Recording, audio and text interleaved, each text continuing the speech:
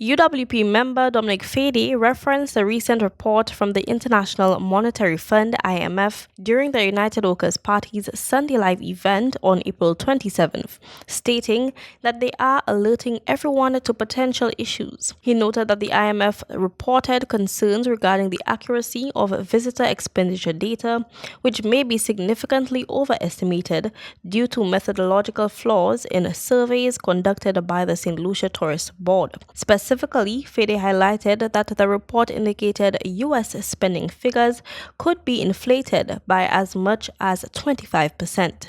So if tourism, 65% of the country's GDP, is inflated by 25%, the whole budget is inflated because the biggest financial contribution is coming from the tourism industry. So it doesn't just tell you that you shouldn't trust Hilaire. You all know that already. CIP, High Commissioner, Range Rover. The list is very, very long. Jafali. You all know that. So I don't have to tell you all that you cannot trust the tourism minister. But this tells you that you should not trust the entire St. Lucia Labour Party government because the figures are bogus.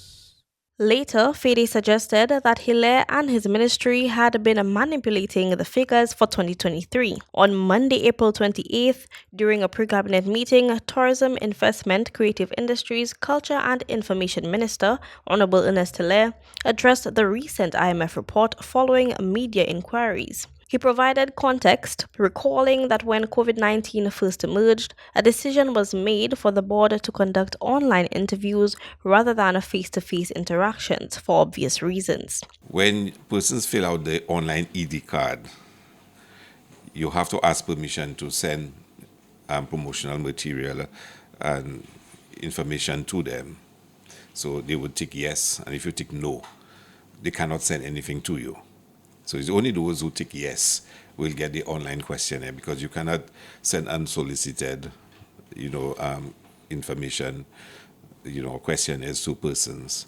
So you're already shrinking your population size. So only those that said yes, you can send material to me. Hilaire also noted that during the 2023 review, some mission members expressed concern that the sample size was too small. They felt they had to have a minimum threshold, and it was slightly below that. It was not a consensus view from what I was told, but there was a strong view and it's reflected in the report, and it's the report of the IMF and the regional organization, that the sample size was too small. Now, if your sample size is too small, it means your margin of error, increases, your plus or minus, meaning that it can be higher or it can be lower, because you're saying your sample size is not sufficiently representative. However, the report states that when comparing the data with other sources on American U.S. travelers, the figures for U.S. visitor expenditure are lower than what the current data indicates, creating a disparity. Hilaire responded to Fede's claims with surprise, stating that he was shocked by the assumptions. Now, it really shocks me when I hear Dominic Fede and the United Workers' Party says the figures we use in 2023 are inflated and we're manipulating the figures. But the same report says in 2019, they almost double the spending limit. And I can give you the exact paragraph, but you can go to the report and you can see it. So in 2019, when they use inflated figures, what were they doing? Were they manipulating? He emphasized that if there are concerns about data manipulation, those involved should be honest and transparent. Regarding his ministry, Hilaire shared that since June of last year, all stakeholders have met and agreed to conduct both face-to-face and online surveys to enhance response rates. These efforts aim to increase the sample size and address methodological issues.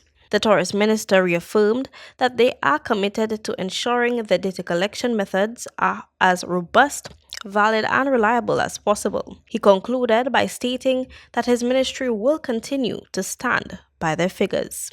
Kayla Edwin, MBC Prime.